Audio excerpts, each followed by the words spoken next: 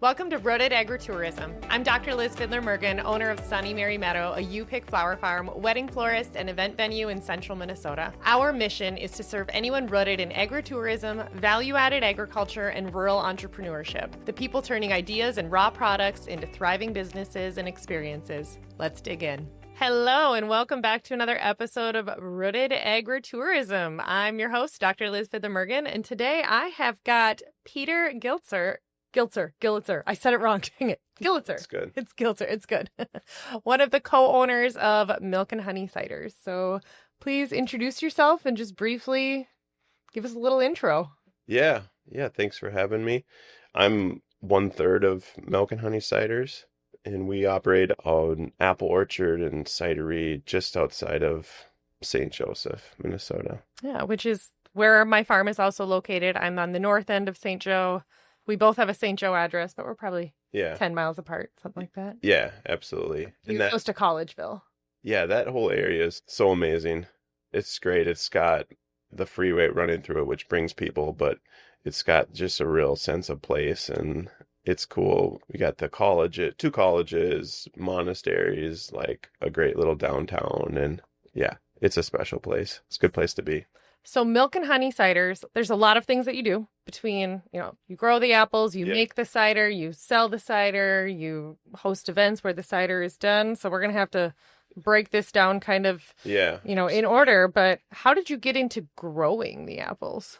Well, that's kind of what we started with. We started with the apples. We started actually before the orchard with a nursery of just growing these cool cider-specific varieties. So apples for fermentation. And then you were going to sell the trees? Well, no, we were always planning on making cider. That's what we wanted to do, to press and ferment and sell the cider. But we had to get the right apples. They were just not available. Like there's a few boutique orchards that would sell some varieties, but there was not available in the Midwest, or not available. I mean, in North America. Yeah. I mean, they would sell you scion wood, which is like the buds that you would then graft onto the rootstock and grow the tree. So this didn't happen overnight. Yeah. I'm thinking of a tree graft and how long that would take to get to apples that you can make cidery. Okay. Yeah. So let's bring it back to the beginning. When did this all start? It started in 2011. That's when we incorporated. So it's been 14 years. I had some acreage outside of Cold Spring near St. Joe. Yep. We would press local fruit that we would scavenge, but then we were also grafting, and we had just a 40 by 100 nursery. Yep. We were grafting. We'd have these big grafting parties where we'd graft like 3,000 trees and put them out. Would you put them directly in the ground, or would you put them in pots and then transplant them? Yeah, just kind of all of the above. We did pots, and then we started going into the ground. Yep.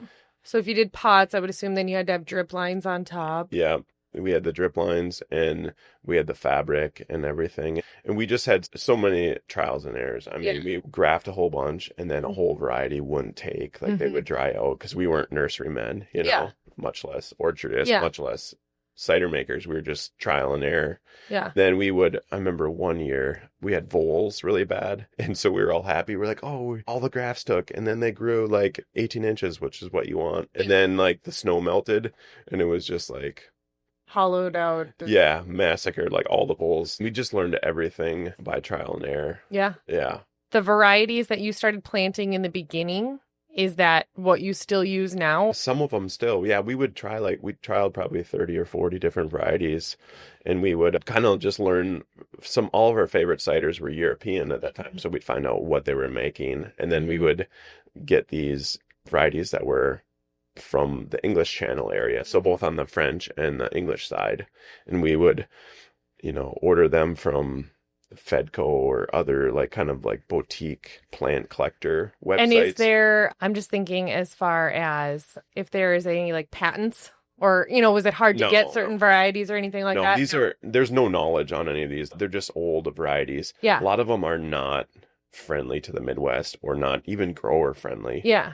They might have been in a historical orchard in Normandy or something like that. So these are, primarily Europe where they've been making cider for Hmm. Mead. Is that Mead? No, it's cider. It's cider. Yep, no, cider The is difference between cider and mead, real quick. honey versus apple. Honey versus apples. Yeah, Samsonite, way off. yeah. No, that's a good question. 'Cause I'm like, is that the same thing? people But- think and is cider just apples? just apples, yeah. And then wine would be grape. Yeah, so cider is to apples as wine is to grapes. Yep. So we're essentially winemaking. Yep. We're just using a different fruit Yep. to ferment. Yeah. Probably a dumb question, but No, people think it's like cider beer because they're just confused as Yeah. to what it is. I mean, but no, it's cider. And the funny thing is too, we call it cider, and it's alcoholic form. Yep. We don't call it hard cider. It's just a nomenclature issue. Yeah. Because people think cider, they're like, oh, that's that cloudy stuff I get from the mills in Yeah. the fall. Yeah. And it's like, well, that's sweet cider. This Yeah. is fermented, so this is cider. Yep. Yeah. I think, Okay. as all farmers have to deal with, the seasonality of the changing of the season, depending where you're growing. And like you said, it's one great big experiment. I relate it to me growing ranunculus, which is a flower that you have to grow it in high tunnels, and it's got such a short growing season. It took me 3 years. And then when you think, okay, just take really good notes, try again next year, because you can't just go make a change, or, you have to wait until the entire next season. Oh, sure. And I would assume, the ordering and the shipping and of Yeah. these grafts and the timing of it. I mean, you probably have a narrow window, and Yeah. Oh, absolutely. And we've kind of like narrowed in on what we are good at. We still do way too much, but we're done with a nursery game. Like we figured that out, and then we're like, okay, there's nurseries where we can custom graft, so we can send them the varieties we want, and then they can graft them, and then they'll grow them up a year or two Yep. with their historical knowledge and everything, Mhm. and then they ship them to us, and then we can start at least being orchardists. Yep. You know? So they're doing the grafting, and then Yeah. you'll get a 3-foot tall tree from them. Exactly. Yep. So rather than grafting. Yeah. I don't start my own seeds for flowers. I buy trays of Smart. plugs, Yeah. because by the time I invest in a greenhouse and plant those seeds and do all of that, whereas someone else can have that sort of segment of their business. And maybe there are some people that they found a way to make it profitable, or it's just plain enjoyable to them to do all parts of it, start to finish. But sometimes as a business owner, you just have to Yeah. lean into what works. Yeah, and it's Yeah. good to understand and trial and dabble in all areas to So figure you out have an where you're- appreciation for it. Absolutely. And that's what I've said too about people that are just getting into flower farming or whatever. And they're like, oh, should I just buy plugs? I'm like, I think you should try it for a year, because the value, yes, there's monetary value in saving your time and labor, but there's more of an upfront cost. Yeah. The cost of the seed or the cost of the graft. If Yeah. you don't count your time, then it's Yeah. on paper, it looks different, but you have at least that value and appreciation. Yeah, of, farmers are terrible at putting a value on their wage, on their labor Yep. rather. And then you have to make that calculation of like, okay, is this better outsourced or Yeah. buying from a Can someone else well, that's the other thing, is I can't grow these like someone else can. I Yeah. mean, and like you said, if half of them are lost, or half of them get attacked by voles, or Yeah. half of them are rotted because of spraying, versus someone growing them in specific growing conditions where that's all that they do, Yeah. you're not doing it as good as them. Well, absolutely. And we've even gone further, even with some of our varieties, where like golden russet is an apple that we use quite a bit. That's one of the few, like that's a non-European American heirloom apple. And that's one of the ones that we can grow it very well, but we can also buy it from other producers Yep. below our cost of production. So Yeah. that's something we do too. So we kind of just specialize in the varieties that you can't readily get from the marketplace or from our partner growers. And so that's been a really helpful thing too, is just to really narrow down, Mhm. try to be smart about this. That reminds me of exactly what we're doing on our farm. Is I try to get those things that I can't get from the wholesaler, other farmers don't grow, or the things that are maybe expensive to grow, or the things that are, I've got the multiple cooler, or what resources I have, and then focus on that. That reminds me of, we're still weighing out the pros and cons of it. My husband and I are like, what if we grew some apples? And you had sent me a really good email. So there are varieties that are cider specific. And like you said, that's what you grow because that's what you need. Yeah. But there are some dual purpose that could be for eating and making cider. So maybe they're not the best eating apple or the best pressing apple, but they can kind of do the work for both of them. Yeah, those dual purpose, I mean, for someone who's getting into apple growing, We have some really good popular fresh eating varieties like Honeycrisp, for example, in Minnesota, which command a good price. But I think there's also some of these apples, like the Golden Russet, for example, not only makes great cider, but is delicious for fresh eating. You get different textures, colors, flavor profiles that you're not going to find. And I think that would be a good proposition for someone. Uncommon apples, you know, like look at the variety. There's lumpy ones, there's big ones, there's small ones, there's green ones. I mean, it's just like, and they all have super interesting aromatics. And so it's like, I think that there for growing some of these uncommon apples. And yeah, you could sell them to cider makers or make cider, or you could make sweet cider, or you could just sell them as like a bag of mixed fruit. And people are going to, I mean, you look at this and they're like, wow, this is, you know, these are amazing. Yeah. Let's talk about kind of the farming of apples in general. You know, you look at types of crops and what people want to grow and how they want to diversify their operation. Yeah. And you know, to just go and buy land to be an apple farmer. Yeah. It's for you, okay, at least the cider, you can spread it out throughout the year. You can turn a very narrow seasonal product into year round. But like we said, if, say, my farm, we decide to plant a couple acres of apples and, you know, we let people pick them, we sell them in the store, and then maybe half of them we sell to you or another cidery. You know, that's a good way to make sure that everything's getting used. Because, I mean, what's the wholesale cost of apples right now? Yeah. I mean, I think it's all over the place.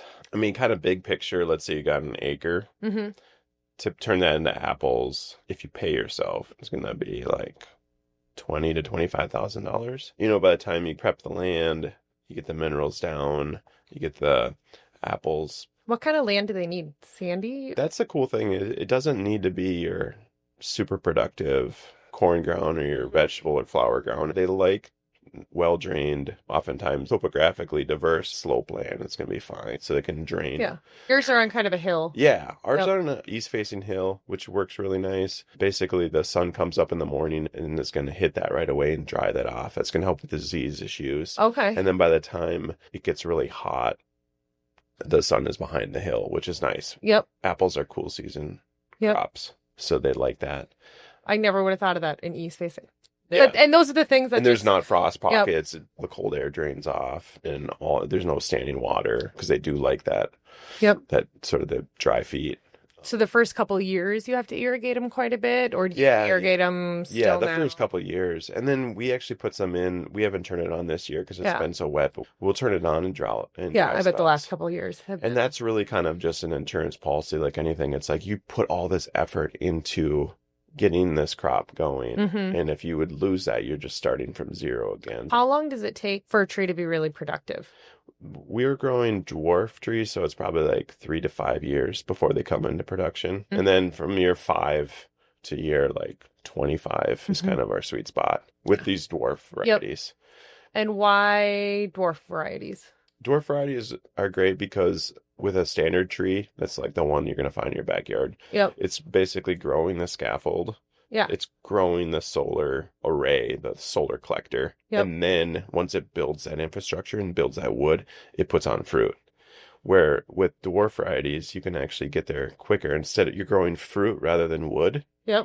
And so everything's within 8 feet. You're never on a ladder. So you're pruning, harvesting, putting on all your nutrients and your crop protection, all like in a worker-friendly space, you know. Pruning, how often do you have to do that?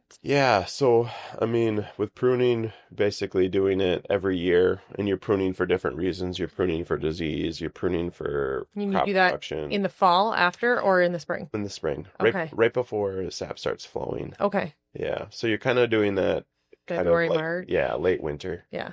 Here, we're in Minnesota, Zone 4B, for those listening. For reference. Yeah, and you're just trying to basically do that right before the sap flows. You don't want to like start too early and then cause some hormonal reaction in the tree that's going to cause the sap to float in the dead of winter. You basically want to do that right before that tree turns on. Yeah. So then what about, because you have deer fencing, right? Around the entire...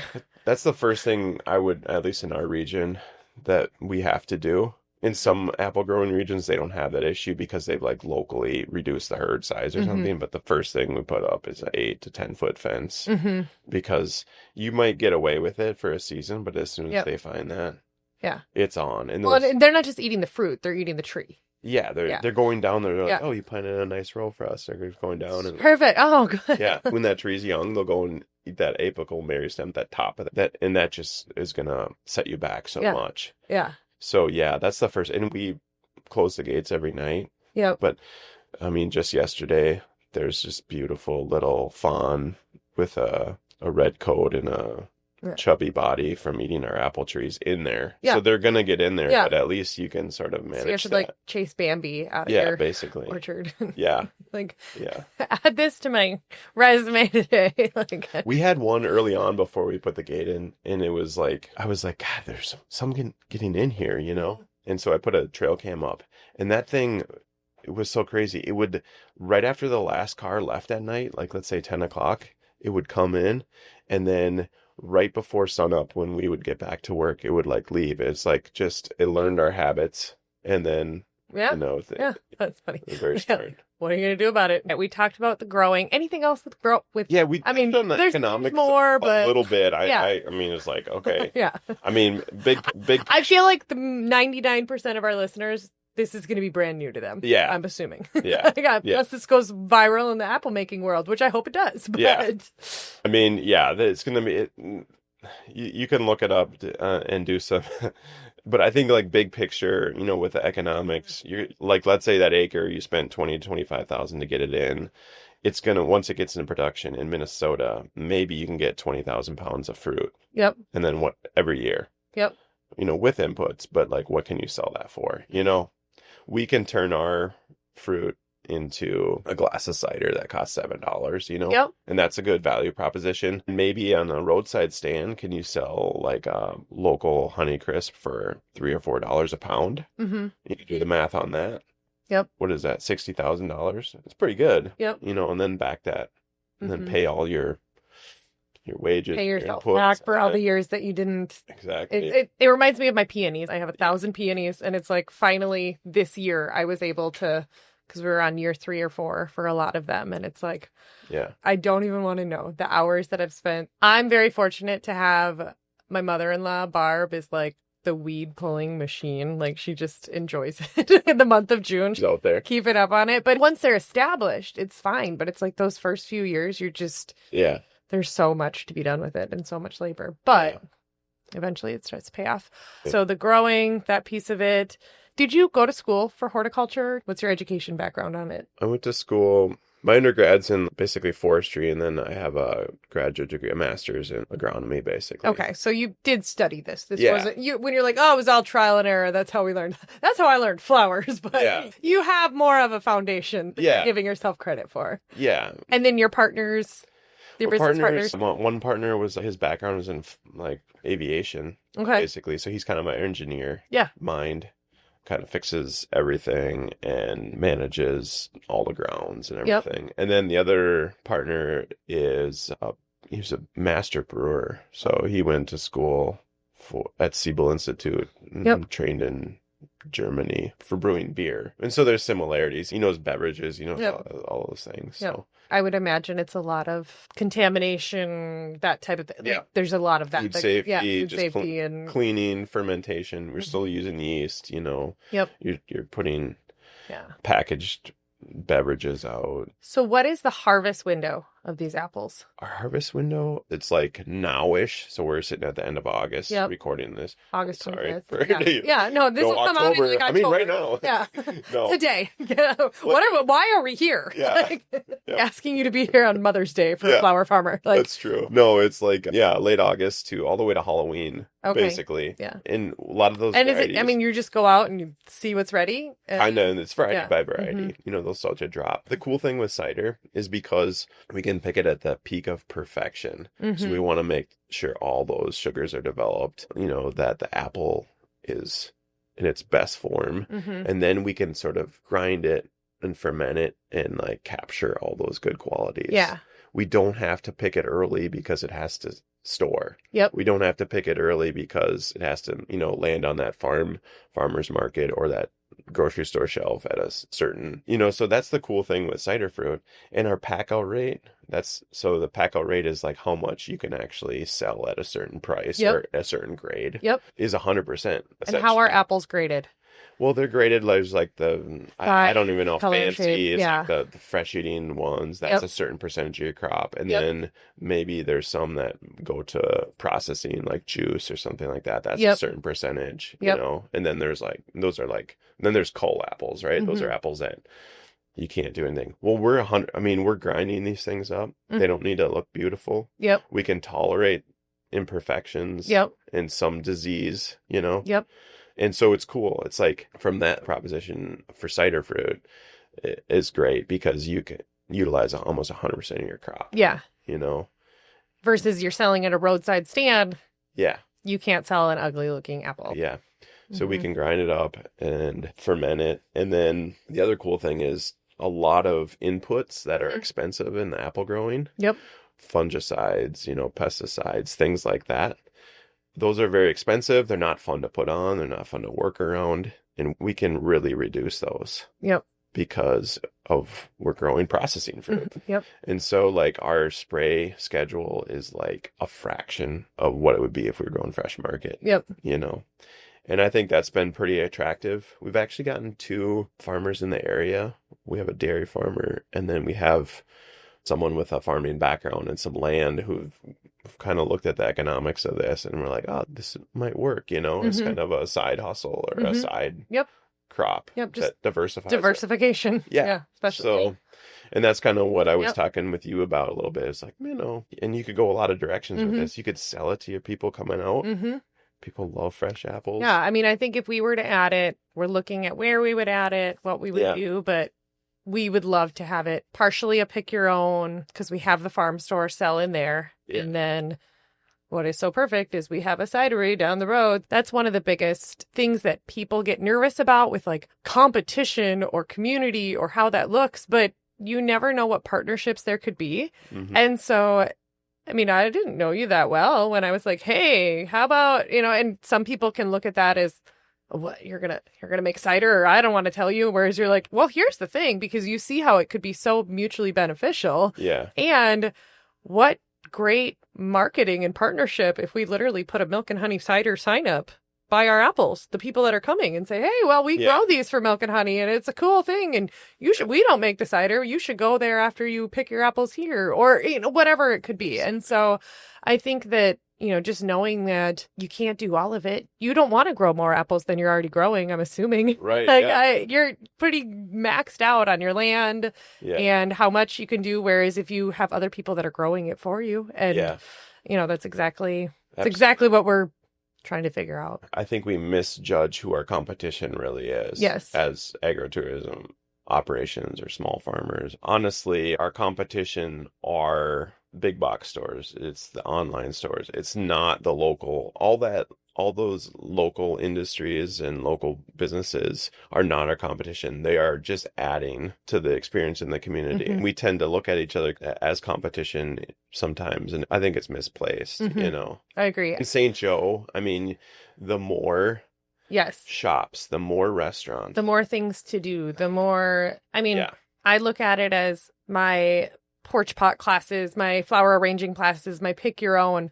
I don't have a restaurant. I have no interest in offering any type of food. I have no interest in doing that, in having a cafe or anything like that. Yeah. Will there be a food truck out there occasionally for some different things? Maybe someday. Yeah. But for now, it's like, hey, if I can time my things and they start at 10 o'clock on a Saturday, and oh, how convenient. You're done at 11:30. Yeah.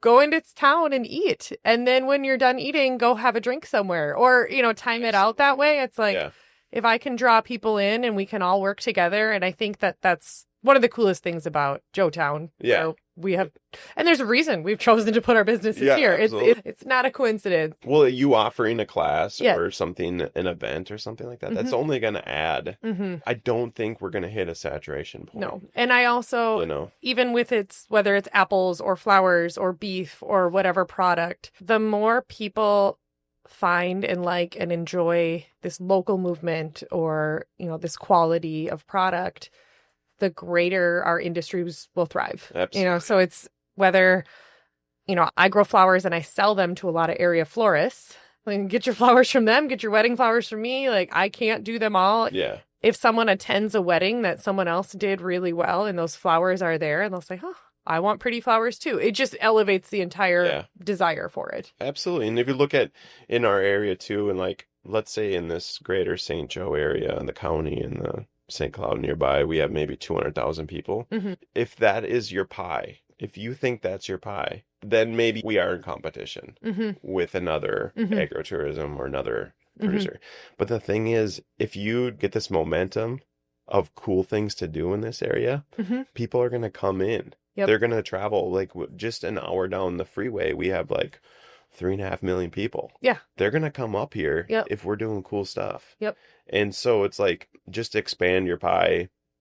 Don't feel like you're limited. You're fighting for scraps. That's just not, I think it's just misplacing the competition, Yeah. And I think that's exactly why St. Joe has thrived so much, is just focusing on a bunch of people focusing on what they do best. Yeah. Let's get into the cider making. Yeah. We haven't talked about that at all. Do you have to make it all in the fall? Can you freeze some of it and make it in February? I'm just trying to think how do you time that? So if our first business is growing apples, our second business, and we have like 3 or 4 more businesses, but if our second business is Weird. sort of the feeling. making cider. Enterprise. It's an enterprise. Yeah. With pillars. That's, Yep. And so, we're basically doing all of our processing when the apples are ripe. So it's in the fall. Okay. All the way into the early winter. Because you don't want to, that's the logistics of freezing them or something, and then that's expensive. Yeah, absolutely. Yeah. Basically, the apples are ready, and that's where you can get the highest quality. You can store fruit with different controlled atmosphere and coolers and stuff like that. Well, I suppose apples would keep... They do. People keeping them in cellars for years and years. And so it's not like they need to be within days, but the best time is right when they're peak perfection, Yep. That's when all the flavors and everything, there's little degradation going on. So you have is it 3 always on there? There's the heirloom. Oh, yeah. Like you have your kind of 3 main and then rotational, or how do you? I think our SKUs right now, we have about 8 or 9. Okay. But we definitely have our mainstays. And then we always do a seasonal and some one-offs. We always have our estate, which is our premier. Yep. Bottle conditioned, wild fermented cider. And then we dabble in sort of apple adjacent beverages like brandies. So that would be like distilled cider, vermouth, which is a fortified cider. We have an ice cider, which is another product line. We have some still, dry. And what's the timeline process? Yeah, so a cider year is kind of like, okay, so you press the apples in the fall. Yep. Then you're going to ferment them. Okay. You're going to ferment them to dry, get rid of all the sugar, and produce the alcohol.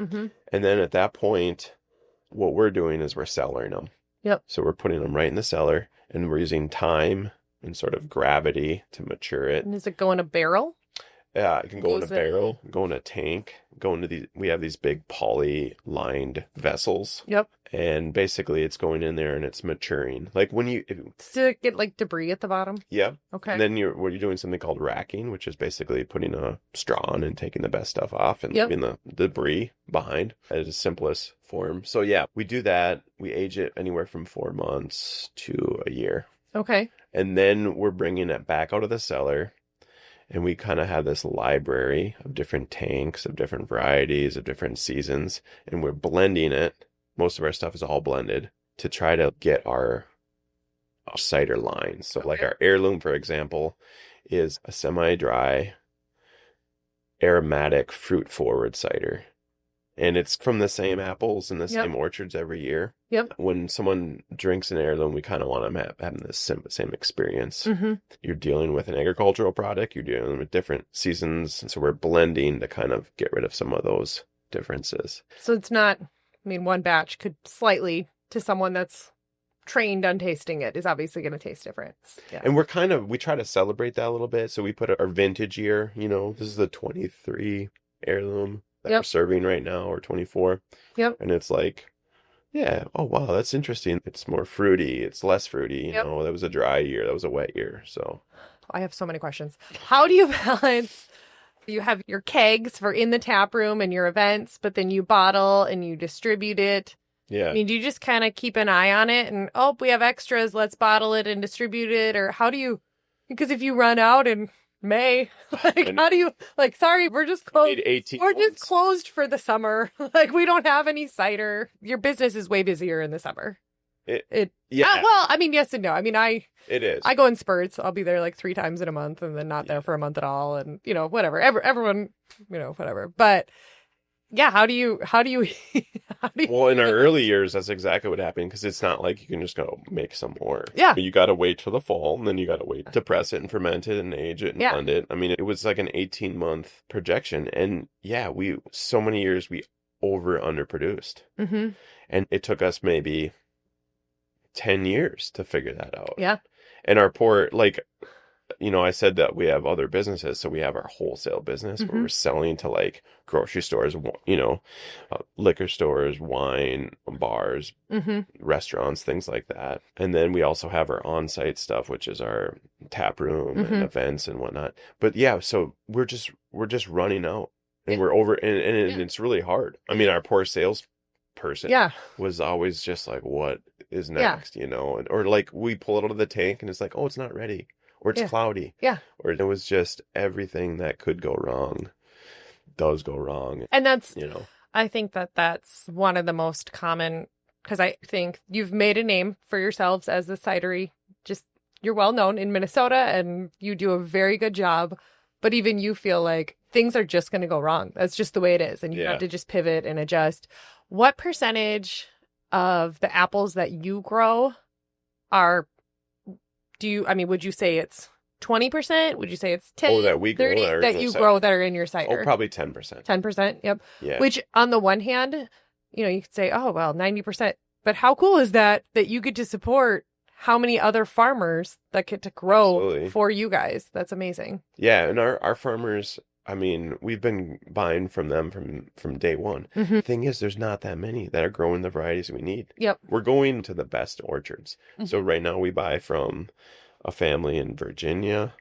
We buy from an orchard in New Hampshire, in Michigan, in Hood River, Oregon. Mm-hmm.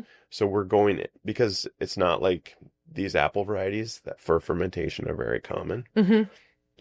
Especially when we started. And like you said, it takes minimum 5 years to get that. Yeah, absolutely. And so it's cool to just have that diversity of producers. It really helps us. So you have your, not brewer, what do you call it? Ciderer? Yeah, cider maker. Ciderist? Yeah. I don't know. So you have your maker. Yeah. And that's kind of his role. Yeah. Is he just, how does he tinker experiments, just comes up with a recipe, or hey, this is going to be my seasonal? Yeah, his name is Adam Tice, and he's just trialing that with really good production tech that works with him.